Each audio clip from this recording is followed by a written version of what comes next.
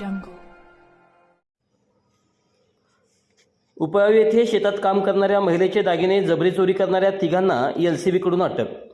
तासगाव तालुक्यातील उपळावी येथे शेतात काम करणाऱ्या महिलेला बोलण्याचं बहाणं करून तिच्या गळ्यातील सोन्याचे दागिने हिसड्या मारून जबरी चोरी करणाऱ्या तिघांना स्थानिक गुन्हे अन्वेषण शाखेच्या पोलिसांनी अटक केली आहे.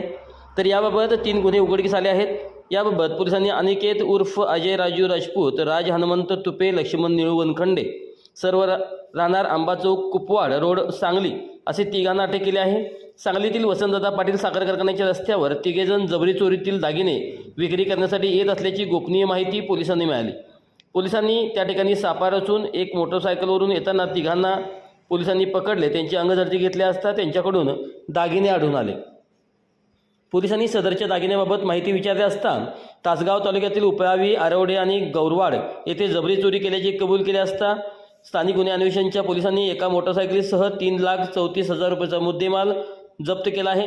सदरची कारवाई स्थानिक गुन्हे अन्वेषणचे पोलीस निरीक्षक संजीव कुमार झाडे यांच्या मार्गदर्शनाखाली सहाय्यक पोलीस निरीक्षक पंकज पवार, सागर टिंगरे, दरिबा बंडगर, सतीश माने, अनिल कोळेकर, नागेश खरात, सागर लवटे, मच्छिंद्र बर्डे, अतुल माने, संदीप नलावडे, अमल नरळे, अमीर शाह फकीर, संदीप गुरव, सोपनाथ गुंडे आणि पथकाने केले.